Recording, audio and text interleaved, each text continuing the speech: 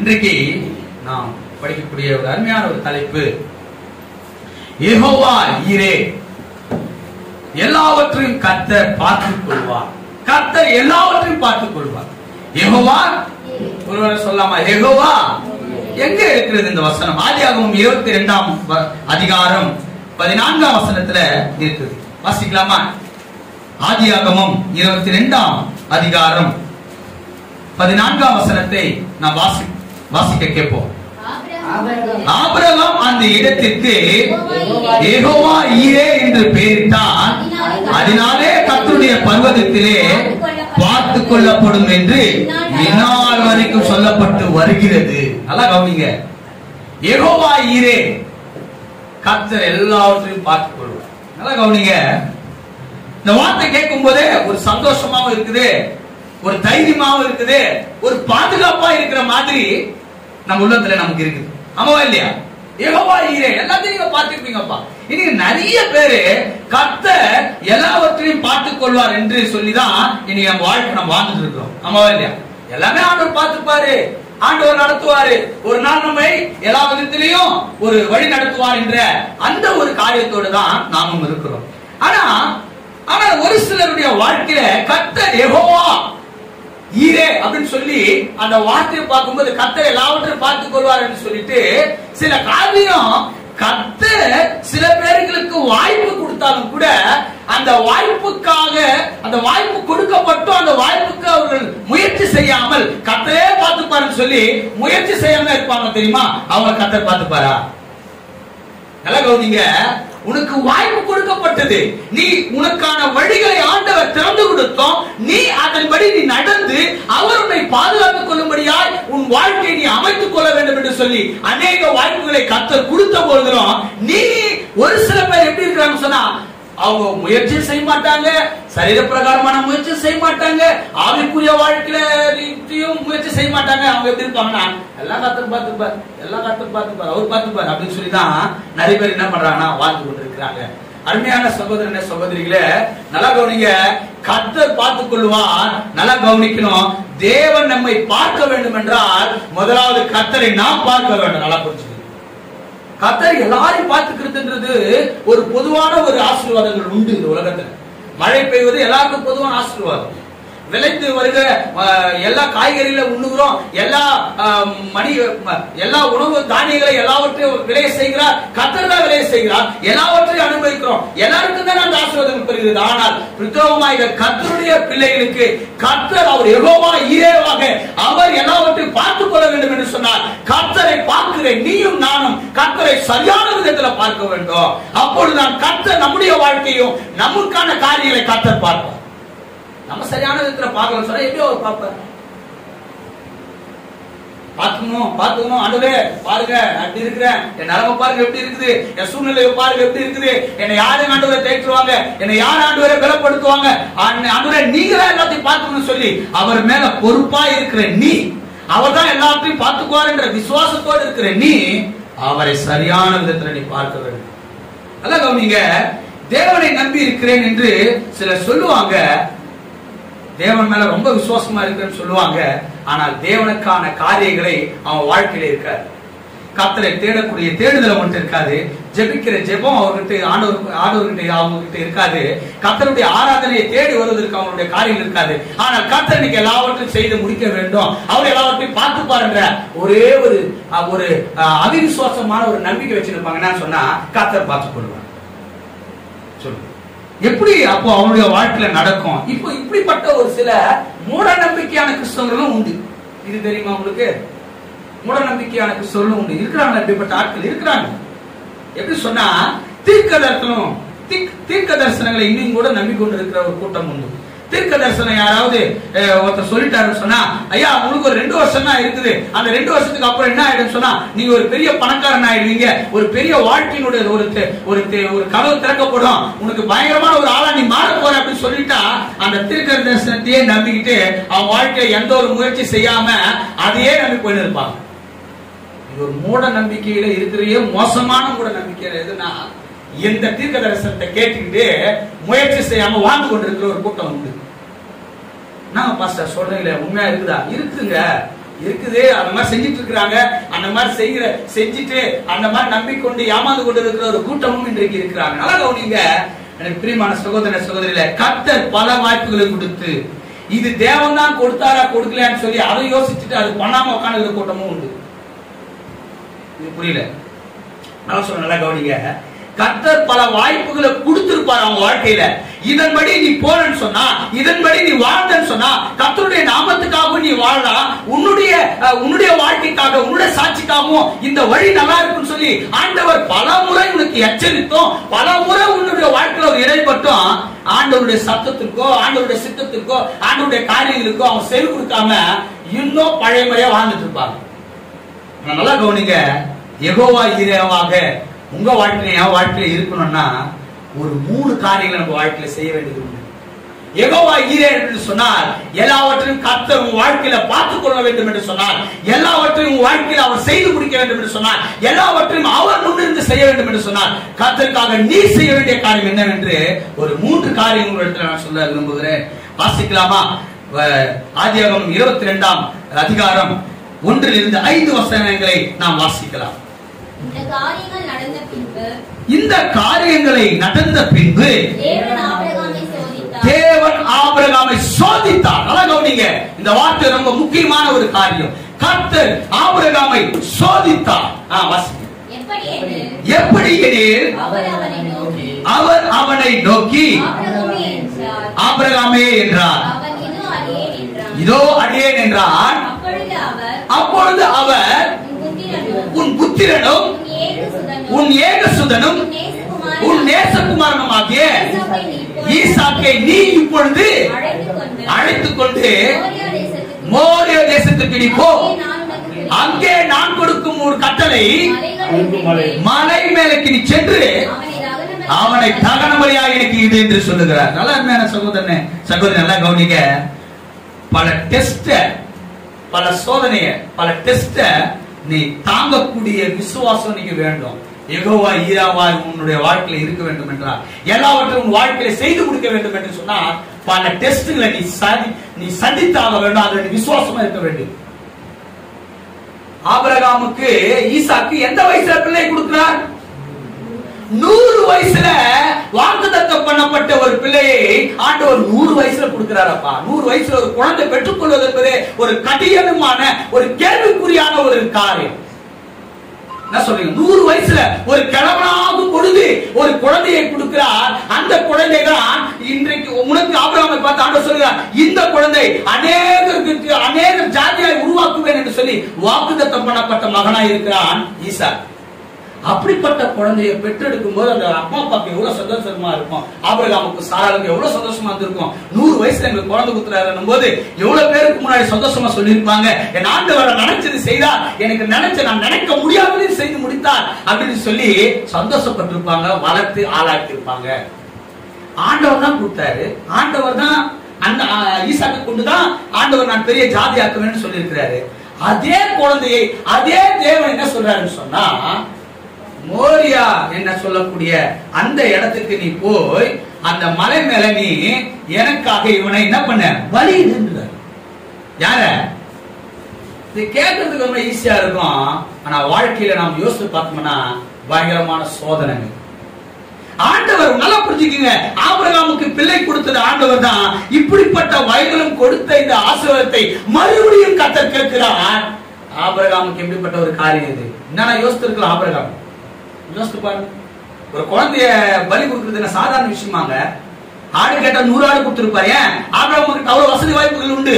மாடுகளோ காளைகளோ கேட்டிருந்தார், ஏகப்பட்ட பலிகளை கொடுக்க அவர் ஆயத்தமுள்ளவராக இருந்தார். ஆனால் தன் நேசகுமாரன் தனக்கு பிரியமான பிள்ளைங்க 100 வயசுல பெற்றெடுத்து அந்த குழந்தையை திருப்பி கேட்கிற போது எப்படி இருந்திருக்கும் ஆபிரகாமுக்கு என்பதை நீங்களும் நான் யோசிக்கணும். ஆபிரகாம் என்ன சொன்னாரு? ஆண்டவரே நீங்களே கொடுத்துட்டு நீங்களே பலி கேட்கிறீங்கன்னு சொல்லி அந்த இடத்துல வாக்குவாதம் பண்ணல. ஆண்டவர் அந்த இடத்துல அவர் அழுகல. அவர் ஐயோ ஏன் ஆண்டவர் எப்படி என்ன பண்றீங்கன்னு சொல்லி அந்த இடத்துல எந்த ஒரு பதட்டமும் இல்லாமல் விடியற் காலையில எழுந்த உடனே தன்னுடைய மகனையும் தன்னுடைய வேலை ஆட்களையும் கூட்டிக் கொண்டு அவர் என்ன பண்றாரு? பலியிட செல்லுகிறாருங்க. சோதனை வரும். சோதனையை நீ பார்த்து உனக்கு வரக்கூடிய டெஸ்ட்ல நீ விழுந்து போயிட்டேன்னு சொன்னா உன் வாழ்க்கையில ஆண்டவரை யெகோவா ஈரேவாக எல்லாவற்றையும் செய்யக்கூடியவராக ஆண்டவரை நீ பார்க்க முடியாது. நல்லா கவனிங்க, உன் வாழ்க்கையில உனக்கு வரக்கூடிய டெஸ்ட்ல, உனக்கு வரக்கூடிய இன்னல்கள்ல, உனக்கு வரக்கூடிய காரியங்கள்ல அந்த டெஸ்ட நீ ஜெயிச்சாதான் இவர் இஸ் a பாஸ். நல்லா கவனிங்க, எந்த ஒரு காரியத்தையும் பாஸ் ஆகணும்னா இந்த உலகத்துக்கு தயாரான ஒரு டெஸ்ட் இருக்குது. ஒரு வேலை கொடுக்கணும்னாலும், ஒரு ஜாபுக்கு போனாலும், இல்ல ஏதோ ஒரு காலேஜ்ல நீ பாஸ் ஆகணும்னாலும் ஒரு டெஸ்ட் வச்சிருக்காங்க. கிறிஸ்துவ வாழ்க்கையிலும் கர்த்தர் அநேகருக்கு பல டெஸ்ட்களை வச்சிருக்கிறார். ஆபிரகாமுக்கு ஆண்டவர் தெரிந்து கொண்டவரும் அவர்தான். அவரை அழைத்த ஆண்டவர் அழைத்ததும் அவர்தான். அவருக்கு பிள்ளை கொடுத்ததும் அவர்தான். அதே பிள்ளையை ஆண்டவர் பலியா கேட்கிறது அவர்தான். எப்படி இருந்திருக்கும் கொஞ்சம் யோசித்து பாருங்களேன். எப்படி இருந்திருக்கும்? என்ன ஆண்டவர் எப்படி செய்றீங்க? சில நேரங்கள்ல நம்முடைய வாழ்க்கையிலும் சில சூழ்நிலைகள்ல சில சோதனைகள் மத்தியில நமக்கும் அப்படிப்பட்ட எண்ணங்கள்லாம் நமக்கு வரும். ஏன் ஆண்டவர் செய்யறாரு என் வாழ்க்கையில? ஏன் ஆண்டவருக்கு தெரியாதா? ஏன் ஆண்டவர் என்ன இப்படி பண்றாரு? சில நேரத்துல வேற மாதிரி ஒரு சில பேர் நினைச்சுக்கிறது உண்டு. என்ன நினைப்பாங்க சொல்லுங்க? சோதனை ஒண்ணு, இந்த டெஸ்ட் அந்த மாதிரி சில சூழ்நிலைகள் வரும்போது என்ன சொல்லுவாங்க சொல்லுங்க? இந்த வார்த்தைக்கு நம்பாளுங்க, பிசாசு என்னை சோதிக்கிறான், பிசாசு என்னை பலவீனப்படுத்துகிறான், பிசாசு என்னை அப்படி பண்றான் இப்படி பண்றான்னு சொல்லி பிசாசை பத்தி பேசிட்டு இருப்பாங்க. நம்மளுடைய வாழ்க்கையில எந்த விதத்திலும் பிசாசு நம்ம தொடக்கூடிய அதிகாரம் ஒரு நாளும் கர்த்தர் அவனுக்கு கொடுக்கவே இல்லை. நம்ம என்ன பண்ணுவான்? அவன் சும்மா ஏதாவது ஒரு சின்ன சின்ன விஷயத்துல நம்மள சும்மா அவன் இது பண்ணுவானே தவிர, டெம்ப்டேஷன் பண்ணுவானே தவிர அவனால ஒண்ணும் பண்ண முடியாது. ஆனால் ஆண்டவர் இந்த இடத்துல ஆபிரகாமை சோதிக்கிறார்.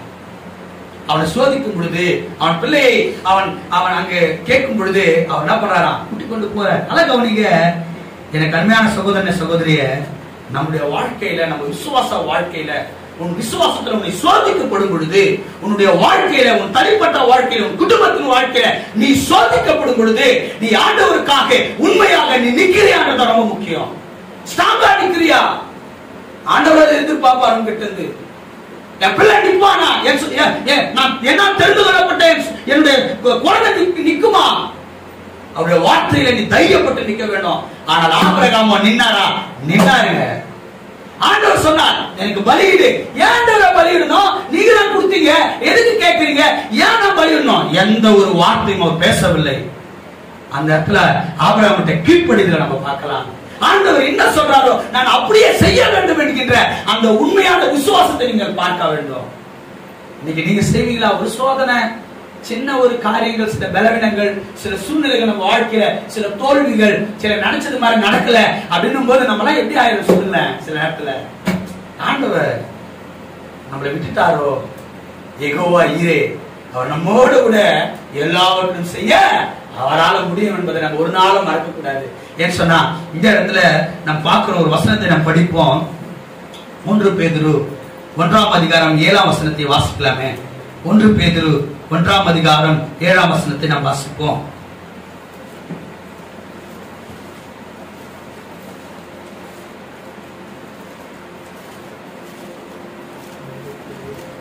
வாசிக்கிறேன், கவனிங்க. அழிந்து போகிற பொன் அக்கினியினாலே சோதிக்கப்படும், அதை பார்க்கிலும் அதிக விலையேறப்பட்டதாக இருக்கிற உங்கள் விசுவாசம் சோதிக்கப்பட்டு இயேசு கிறிஸ்து வெளிப்படும் போது உங்களுக்காக புகழ்ச்சியும் கனமும் உண்டாக மறக்காதீங்க. ஆண்டவர் சொல்லுகிற வார்த்தையானது உங்களுக்கு சோதனை கண்டிப்பா வரும். அந்த சோதனை எப்படிப்பட்ட சோதனையா இருக்குன்னு சொன்னால், ஒரு பொண்ணோ ஒரு வெள்ளியோ அது உருகி அதை புடமிட்டு அது அக்னியில சோதிக்கப்பட்டு அது வேற பெற்றதாய் அது எப்படி அது உயர்ந்து வருகிறதோ அப்படியாக உன்னுடைய விசுவாசமும் சோதிக்கப்பட்டு நீ ஆண்டவருக்குள்ள நிற்கும் பொழுது உன்னையும் கர்த்தர் மகிமையாய் உயர்த்தும்படியாய் செய்வார் என்று வசனம் சொல்லுது. உன் விசுவாசம் சோதிக்கப்படும். டெஸ்ட் உனக்கு இருக்குது உன் வாழ்க்கையில. நீ மறந்துடாத, சோர்ந்து போகாத. உன் வாழ்க்கையில எப்படி நிக்கிற? ஆபிரகாம் விட்டுட்டாரு ஆண்டவரை, சோர்ந்து போயிட்டு ஆண்டவரே எனக்கு வேணாம் இந்த வாழ்க்கை, ஐயோ உங்களுடைய அழைப்பு எனக்கு வேணாம், நீங்க என்ன ஆசீர்வதிக்கணும்னு சொன்ன வார்த்தை எனக்கு வேணாம், எனக்கு தேவை என் புள்ள. அவன் 100 வயசுல கொடுத்தீங்க ஆண்டவரே, அந்த பிள்ளைய திரும்பி கேட்கிறேன், எனக்கு வேணாம், எனக்கு இந்த வாழ்க்கை வேணாம்னு சொல்லவில்லை, போய்கொண்டே இருக்கிறாரு. அடுத்து இன்னொரு காரியத்தை நாம் பார்க்கிறோம். அதே காரியங்களில கர்த்தர் பார்த்துக் கொள்வார் என்ற விசுவாசம் ஆபிரகாமோட ஸ்ட்ராங்கா இருந்துச்சு. வாசிக்கலாமா? 22ஆம் அதிகாரம் 6ஆம் வசனத்திலிருந்து 9ஆம் வசனம் வரைக்கும் வாசிக்கலாமே. தகன பலிகளுக்காக கட்டைகள் எல்லாம் எடுத்துக்கொண்டு தன் குமாரனாக ஈசாக்கை கொண்டு தன் கையில நெருப்பையும் கத்தி எடுத்தாரு. 2 பேரும் கிளம்பி போயிட்டே இருக்கிறாங்க பயணத்துல. அப்பொழுது ஈசாக்கு, இந்த வார்த்தை ரொம்ப முக்கியமான வார்த்தை, நல்லா கவனிங்க. அவருடைய மகனாய் இருக்கிற எவ்வளவு வயசா இருக்குமோ, அவருக்கு ஒரு குறிப்பிட்ட ஒரு சின்ன வயசு தான் இருக்கும். அவர் கேட்கிறாரு அவங்க அப்பா கிட்ட, என்ன கேட்கிறாரு கொஞ்சம் பாருங்களா. அந்த வசனம் ரொம்ப கவனமான ஒரு, என் தகப்பனே, என் மகனே சொல்லுப்பா அப்படின்னு கேட்கிறாரு.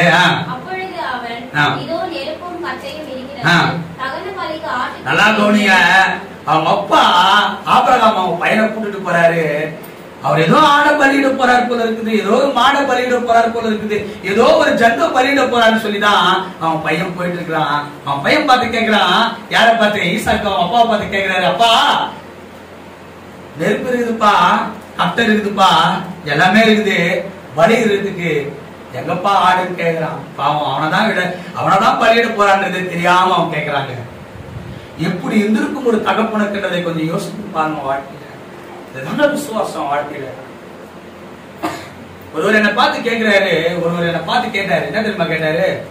நாங்க ஆபிரகாம அப்படி ஆசீர்வதித்தாரு, தாவீது அப்படி ஆசீர்வதித்தாரு, இவங்க எல்லாம் ஆசீர்வதித்த தேவன், அதே தேவன் தாங்க நானும் வணங்குறேன், என்னையாங்க இன்னும் பொருளாதார ரீதியா உலகத்தின் காரியத்தை நான் ஆசீர்வதிக்கிறேன் அப்படின்னு கேட்கிறாரு. நான் அவரை பார்த்து திரும்பி கேட்கிறேன், ஆபிரகாமை போல தாவீதை போல ஆண்டவர் சோதித்த பொழுது அவர்களை புடமிட்ட போது போல ஒரு 10% நம்ம இன்னைக்கு புடமிடப்பட்டிருக்கிறோம். நம்ம வாழ்க்கையில கொஞ்சம் யோசிச்சு பாருங்க. நம்ம வாழ்க்கையில அவர்களை போல 10% நம்ம இன்னைக்கு சோதிக்கப்பட்டிருக்கிறோமா கொஞ்சம் பாருங்க. சின்ன சோதனை, சின்ன கவலைகள், சின்னதா கிடைக்கல, நினைச்சது நடக்கலன்னும் போது ஐயோ நான் ரொம்ப வெயிட் பண்ணிட்டேன் அப்படின்ற மாதிரி நினைப்பு நம்ம இருக்கிறோம்.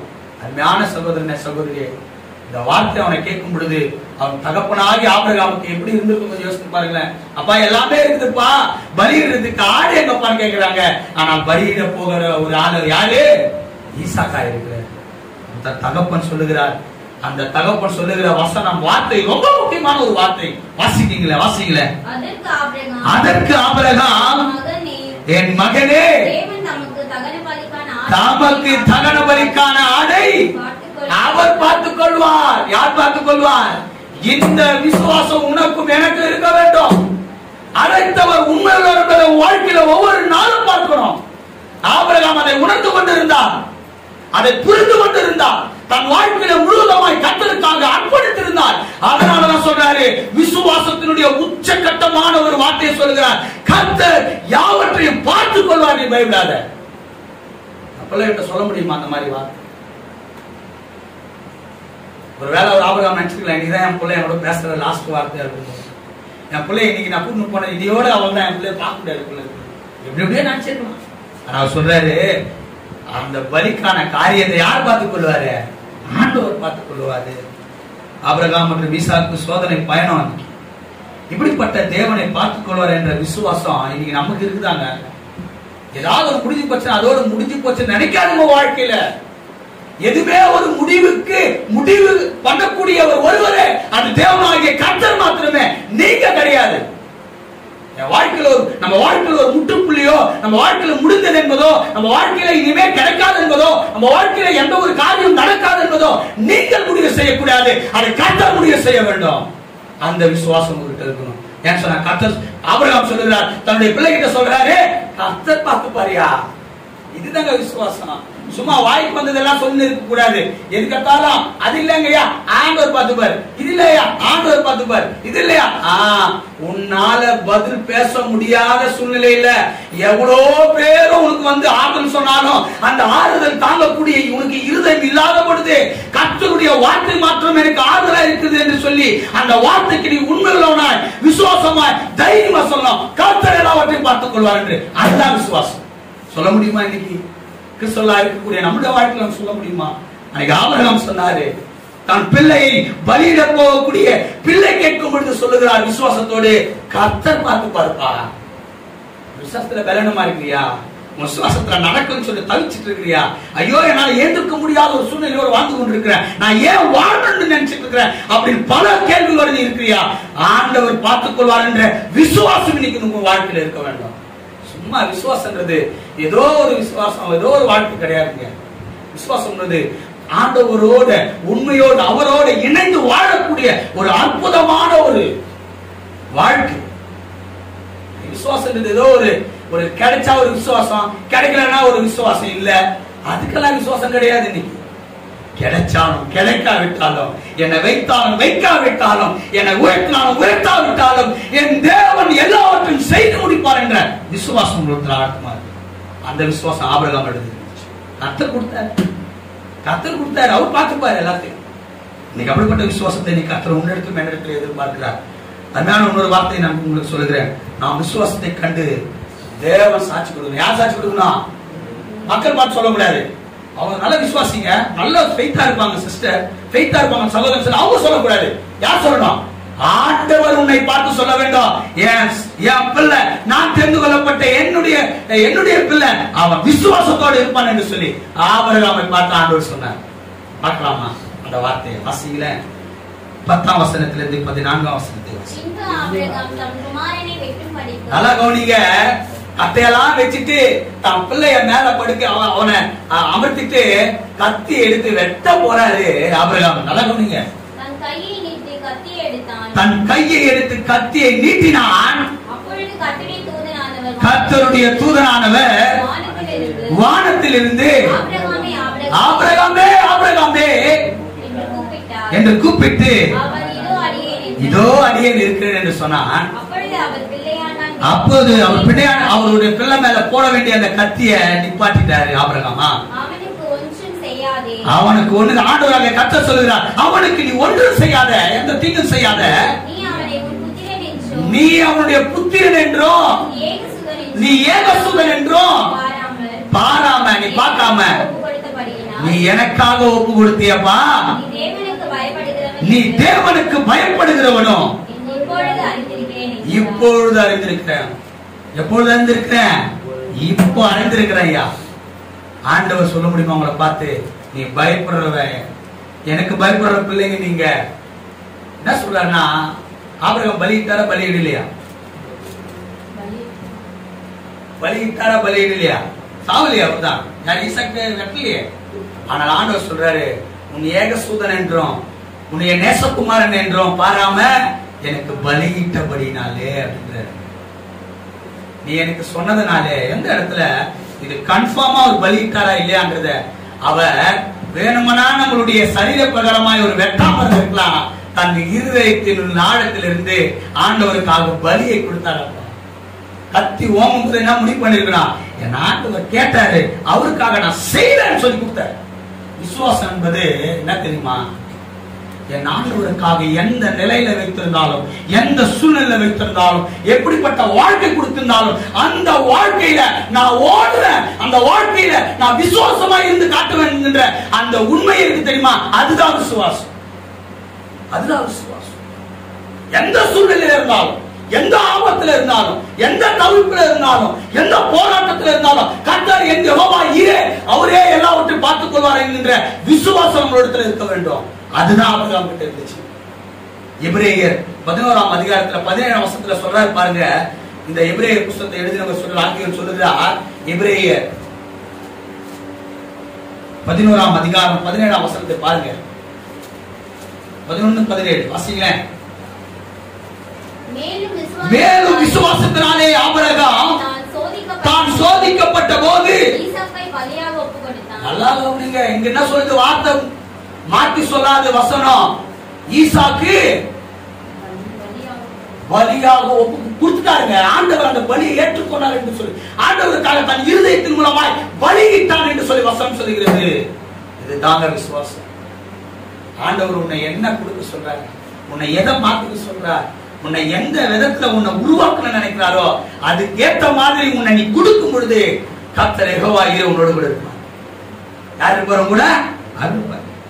கஷ்டம் பார்த்து, உன் பலவீனத்தை பார்த்து, உன் தோல்வியை பார்த்து, உன்னுடைய காரியங்களை பார்த்து நீ என்ன பண்றாத, அவரை ஐயோ என்னை விட்டுட்டாரு சொல்லி நினைச்சிட்டு இருக்காது. கர்த்தர் சொல்லுகிறார், நீ எனக்கு பயந்ததுனால, என் இடத்துல நீ ஒப்பு கொடுத்ததுனால, என்ன சொல்ற ஆண்டவரே, ஒப்பு கொடுக்கக்கூடிய மனம் இருக்கணும். நமக்கு என்ன இருக்கணும்?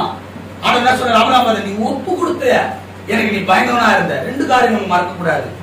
ஆண்டவர் எதுக்கு ஒப்பு கொடுக்க சொல்றாரோ அதை ஒப்பு கொடுக்கக்கூடிய ஒரு மனிதனாய், ஒரு மகனாய் நீ இருக்க வேண்டும்.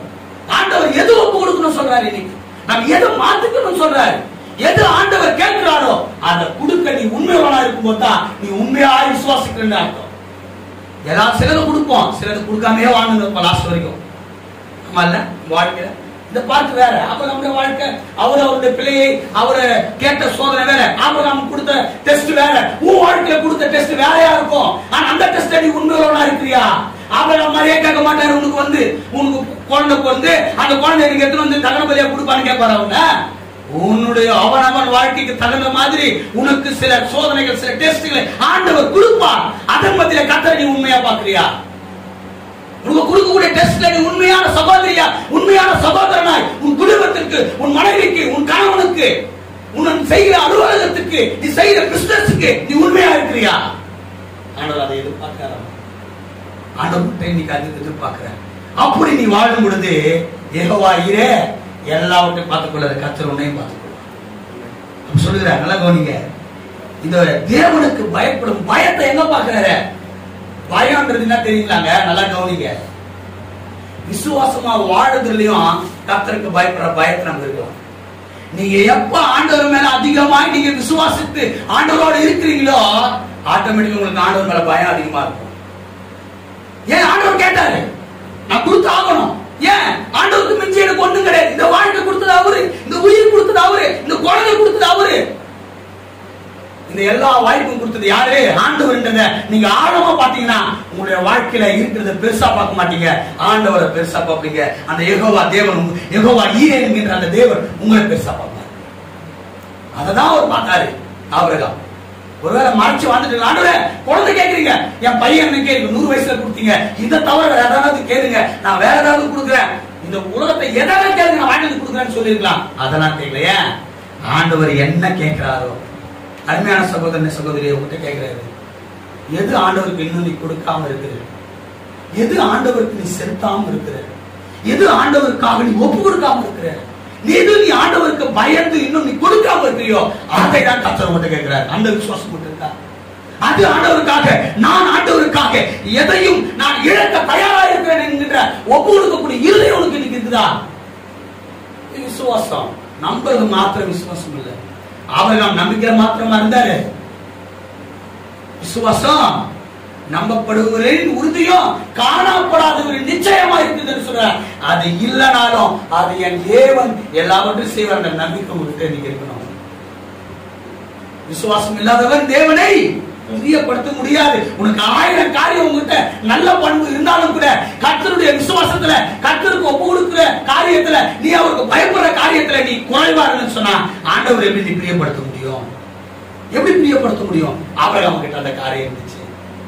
ஈஸியா சொல்லினா ஆபிரகாம் விசுவாசத்தின் தந்தை ஈஸியா சொல்லினா. வாழ்க்கையில நம்ம ஆண்டவரை காட்ட வேண்டும், நம்முடைய செயல்களில் ஆண்டவரை காட்ட வேண்டும், நமக்கு வர்ற சூழ்நிலைகளை கர்த்தருடைய நாமத்தை மகிமைப்படுத்தக்கூடியதாக இருக்க வேண்டும். ஆபிரகாம் காட்டினார். அருமையான சகோதரர்களே, முழு இருதயத்தை ஒப்பு கொடுத்தார், முழுமையா கொடுத்தார். ஆண்டவர் பார்த்துக் கொள்வார். இப்படிப்பட்ட வாழ்க்கையில் வாழ்ந்தவர் தான் ஆபிரகாமை பார்த்து சொன்னார், உன்னை நான் அறிந்திருக்கிறேன். அந்த வார்த்தை லாஸ்ட் வார்த்தை என்ன பாருங்களேன், நீ பயந்திருக்கிறவன் என்று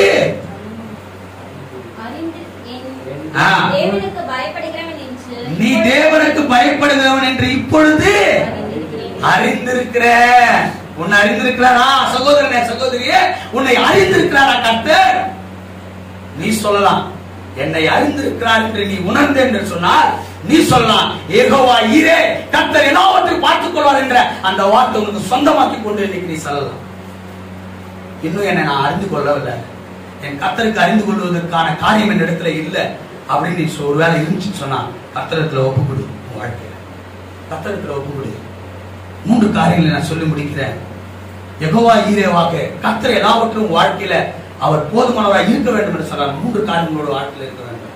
1, நமக்கு வரக்கூடிய சோதனைகளை தாங்கக்கூடிய விசுவாசம் நீங்க வேணும். டெஸ்ட், நமக்கு வரக்கூடிய டெஸ்ட்ல அதை தாங்கக்கூடிய விசுவாசம் நம்ம கிட்ட வேணும். இரண்டாவது காரியம், கர்த்தர் பார்த்துக்கொள்ளார் என்ற விசுவாசம் ஆழமாகணும். எந்த சூழ்நிலை இருந்தாலும், எந்த தோல்வியில இருந்தாலும், எந்த பலவீனத்துல இருந்தாலும், எந்த ஆழத்துல இருந்தாலும் கர்த்தர் பார்த்துக் கொள்வார் அப்படின்ற விசுவாசம் கொண்டு வரணும். அடுத்தது மூன்றாவது, நாம் விசுவாசத்தை கண்டு யார் சாட்சி கொடுக்கணும்? நம்ம ஆண்டவர் சாட்சி கொடுக்கணும். நீ என்னால் நீ அறிந்திருக்கிற, நான் உன்னை அறிந்திருக்கிறேன், உன்னை நான் புரிந்து கொண்டு இருக்கிறேன் அப்படின்ற உறவு ஆண்டவர் சொல்றாரு. நீ பயப்படுகிறவனும் உன் ஏக சுகனும் உனக்கு ரொம்ப பிடிச்சவனா இருந்தோம், எனக்கு நீ கொடுக்கிறதுக்கு ஒப்பு கொடுத்த தெரியுமாயா? இந்த பயத்தை எனக்கு ரொம்ப பிடிச்சிருக்குது அப்படின்னு ஆண்டவர் சொல்றாரு. எனக்கு நீ அந்த மாதிரி ஏதாவது செஞ்சிருக்கிறியா? எனக்கு ஏதாவது ஆண்டவருக்காக நான் பெரிய காரியத்தை, ரொம்ப பிரியமான காரியத்தை, ரொம்ப உலகத்து பிரயாணமான காரியத்தை, ரொம்ப அது என்னால விட முடியாத காரியத்தை கர்த்தர் கேட்டாரு, அதை நான் விட்டுட்டேன்னு சொல்லி உன்னால சொல்ல முடியுமா சகோதரனே, சகோதரி? ஆபிரகாமை போல நாம் ஆண்டவருக்கு ஒப்பு கொடுக்க, ஆண்டவருக்கு நாம் செலுத்த இன்னைக்கு அப்படிப்பட்ட விசுவாசத்தை நாம் வளர்த்துக் கொள்வோம். யெகோவா ஈரேவாக அவர் எல்லாவற்றையும் உன்னுடைய வாழ்க்கையில பார்த்துக் கொள்ள அவர் உண்மையுள்ளவரா இருக்கிறாரு. இன்னைக்கு நீ உண்மையுள்ளவரா, உண்மையுள்ள சகோதரனா, உண்மையுள்ள சகோதரியா, இன்னைக்கு ஒப்பு கொடுக்க நீ ரெடியா இருக்கிறியா? உன்னை நீங்க ஒப்பு கொடு. ஆண்டவரே, நீங்க எங்க குடும்பத்துக்கு, என் வாழ்க்கைக்கு, என்னுடைய எல்லா காரியத்திலும் நீங்க எனக்கு ஆண்டவரே எல்லாவற்றுக்கும் போதுமானவரா நீங்க இருங்க ஆண்டவரே. யெகோவா ஈரேவாக எனக்கு நீங்க இருங்க ஆண்டவர்னு சொல்லி நீ ஒப்பு கொடுத்தன்னு சொன்னா கர்த்தர் உன்னை கொண்டு பெரிய காரியம். நம் யாவரும் கண்களை மூடி ஆண்டவர் நோக்கி நாம் ஜெபம் பண்ணுவோம். முழங்கால் படியுங்க. ஆண்டவருக்கு ஒப்பு கொடுக்குறது மாத்திரம் முழங்கால் படியுங்க. கர்த்தர் உங்களோடு கூட பேசியிருந்தார். கர்த்தருடைய வார்த்தைகளோடு கூட பேசியிருந்தார். ஆண்டவரே, நீங்க என்னிடத்துல எதை எதிர்பார்க்கிறீர்களோ, நீங்க என்னிடத்துல எதை எதிர்பார்க்கிறீங்களோ ஆண்டவரே, அவைகளை நான் ஒப்பு கொடுக்கக்கூடியவனா, அவைகளுக்கு நான் பயப்படுகிறவனா, என்னை நான் முழுவதும் ஒப்பு கொடுக்கிறேன். ஆபிரகாமுக்கு வந்த அந்த சோதனை அன்றைக்கு அவர் உண்மையை முத்துமாய் இடத்தில் நின்று கொடுத்து, உன் ஏக சூதனம் என்றும் பாராமல் உன்னுடைய நேசகுமரன் என்றும் தெரிந்தோம், எனக்காக பலியிட வந்தையே, இதனால நான் தெரிந்து கொள்கிறேன் நீ எனக்கு பயப்படுகிறவன் என்று அறிந்திருக்கிறேன். நம்மளை பார்த்து சொல்லலையா ஆண்டவர்? நம்மளை பார்த்து சொல்லலையா அந்த ஆண்டவர்? அதுதானே ஆண்டவர் விரும்புகிற ஒரு காரியம். இன்றைக்கு அப்படிப்பட்ட ஒரு உண்மையுள்ள மக்களாய் நம்மளை நாமே அர்ப்பணிப்போமா? எந்த இடத்துல நீ ஆண்டவருக்கு இன்னும் ஒப்பு கொடுக்காம இருக்கிறியோ, எந்த இடத்துல இன்னும் ஆண்டவருக்கு நீ செலுத்தாம இருக்கிறியோ, எந்த இடத்துல நீ இன்னும் மாற்றிக்கொள்ளாம இருக்கிறியோ, அந்த இடத்துல கர்த்தருக்காக ஒப்பு கொடுத்து மனதை மாற்றிக்கணும். ஆண்டவருக்கு பிடிக்காத காரியத்தை ஆண்டவருக்காக விட்டுவிடு. அப்பொழுது உன்னுடைய குடும்பத்திற்கும் உன்னுடைய வாழ்க்கைக்கும் யெகோவா ஈராய் அவர் இருப்பார். இதனால கேட்ட ஒவ்வொருவரையும் அந்த ஆசீர்வாதம்